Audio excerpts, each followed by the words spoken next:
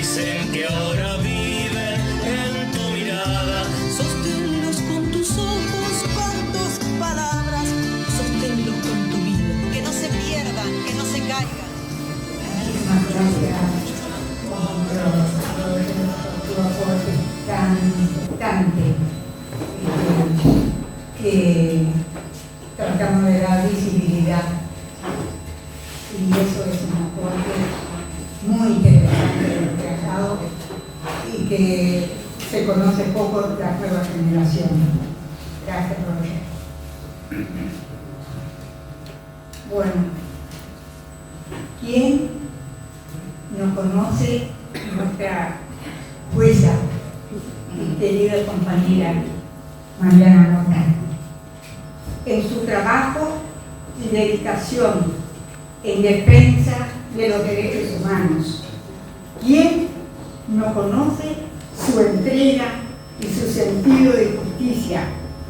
Se comprometió en la defensa de las víctimas y actuó con valentía, asumiendo las consecuencias y enfrentando el poder y la impunidad. Tiene la palabra nuestra querida Mariana Mota.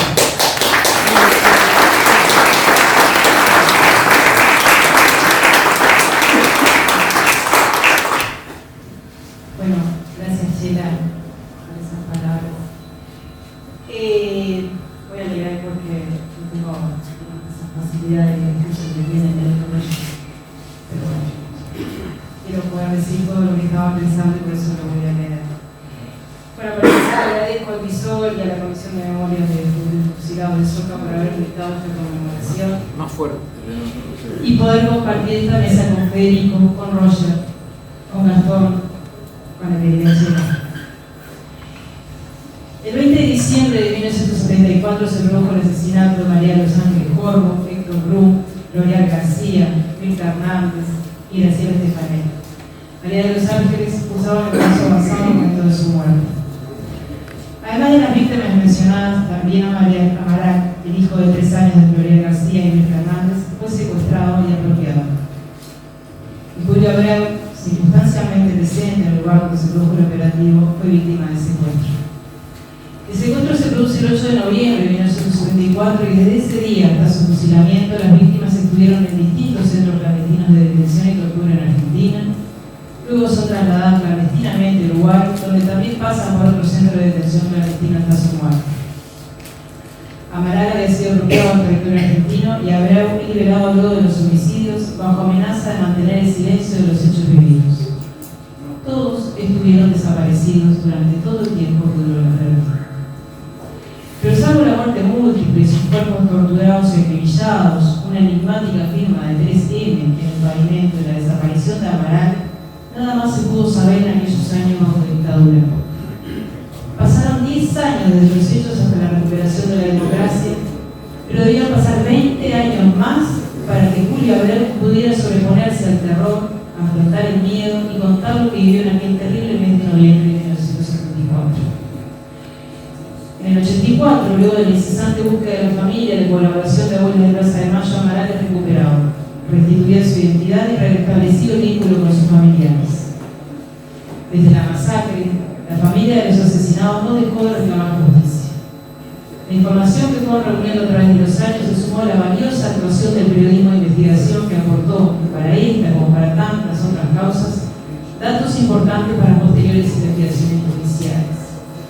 En este campo se ha destacado siempre el trabajo de Roger Rodríguez llevando adelante el periodismo de investigación y el compromiso con las causas de los derechos humanos. En otro mes de noviembre, pero del año 2023, se dispuso el procesamiento de José Arau, integrante del Departamento 3 del CIN, como coautor de los 5 homicidios expresamente gravados, 2 delitos de privación de libertad y un delito de supresión de Estado civil. Han pasado 50 años desde aquellos hechos. Repasemos lo que se logró en verdad, justicia y memoria. Pero antes es necesario traer algunos necesarios conceptos. La realización de la justicia penal constituye una de las funciones sustanciales de un Estado de Derecho.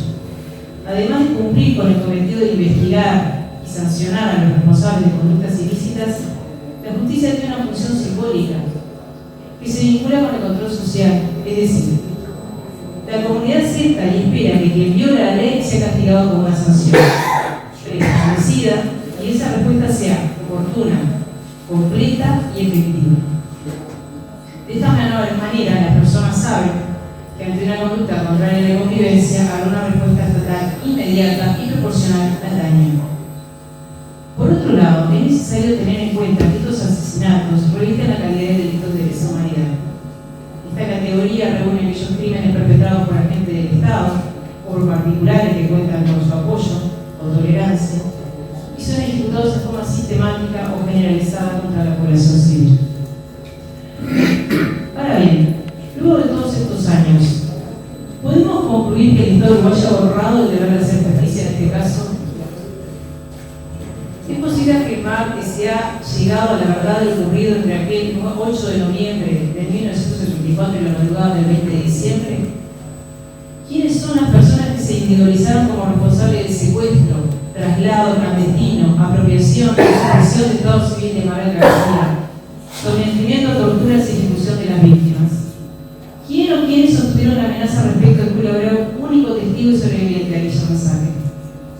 ¿Bajo qué órdenes y con qué objetivo los perpetradores secuestraron a estos uruguayos en el vecino país?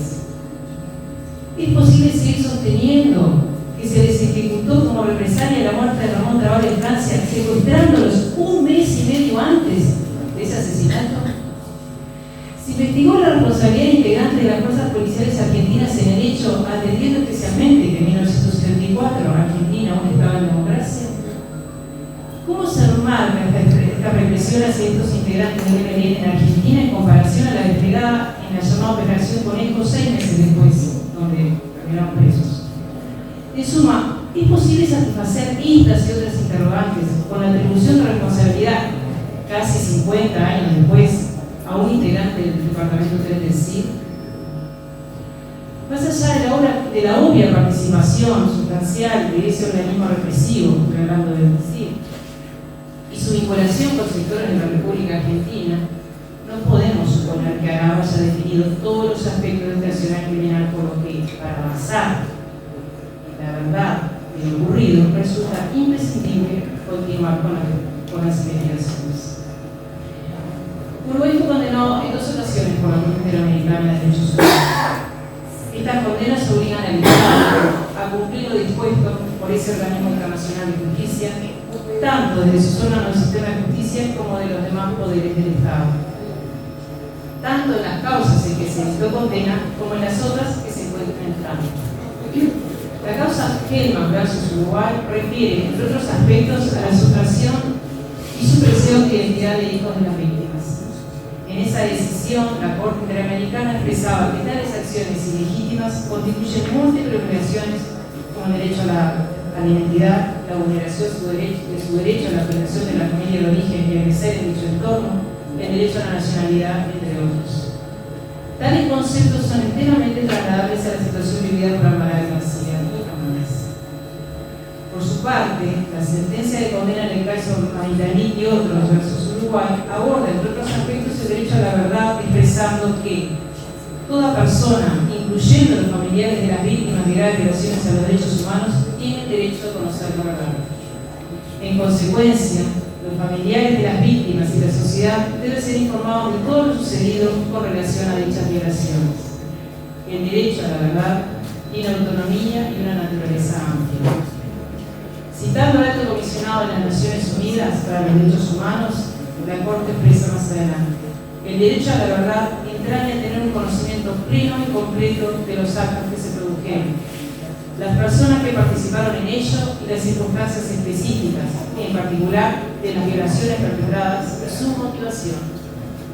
En este sentido, resulta relevante que, según los casos, las indagaciones dirigidas a determinar lo sucedido se realicen, por ejemplo, considerando una perspectiva de género o las motivaciones políticas que pudieron tener las violaciones a derechos humanos. Vale la pena detenerse en este aspecto de la Corte Interamericana, porque la Corte observó que no se tuvo en cuenta la perspectiva de género respecto de las víctimas en el caso de Maidana. Los asesinatos de las llamadas muchachas de abril tienen puntos en común en este aspecto con el caso que nos ocupó. En dicha ocasión, la Corte señaló: no puede descartarse a priori que en el caso se hubieran presentado actos de violencia de género y que ello debió ser específicamente investigado, considerando además que uno de los cuerpos de las víctimas estaba desnudo, al igual de lo que ocurrió con este caso. Todo esto que dice la Corte nos hace pensar, como decía Roger, cuánto falta investigar, cuánto más tenemos que profundizar en la investigación de los casos de los citados. Los graves crímenes cometidos y la negligencia estatal en su investigación provocan una multiplicidad de víctimas.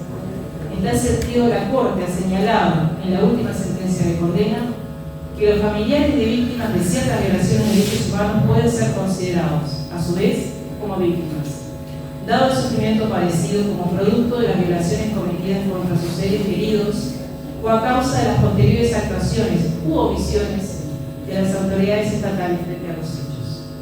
De esta forma, corresponde presumir la violación del derecho a la integridad personal respecto a familiares tales como madres, padres, hijas e hijos, esposos y esposas, compañeros y compañeras permanentes de víctimas de ciertas violaciones de los derechos humanos.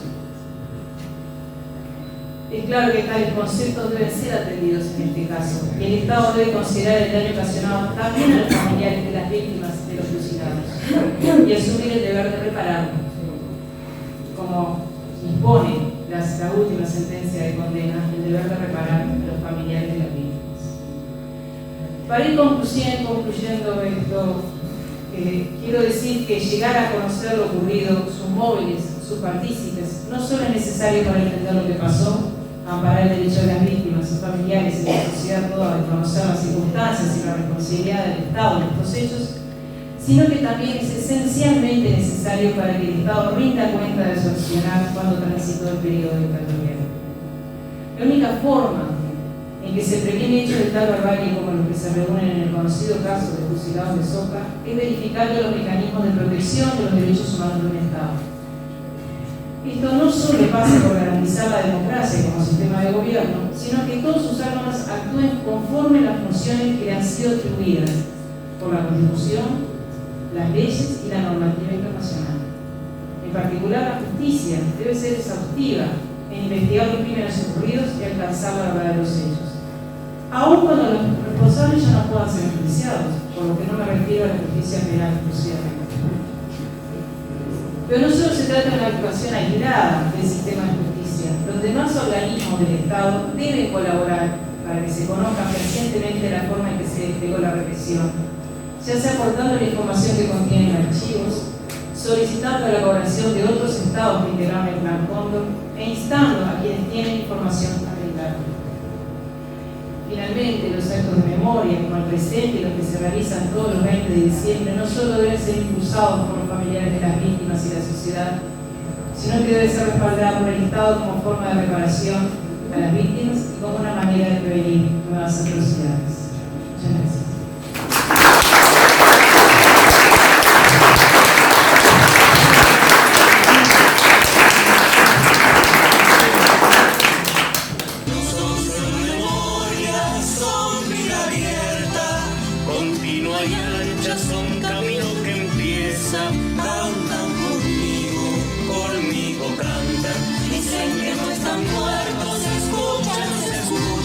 Mientras se alza la voz que nos recuerda y canta, canta.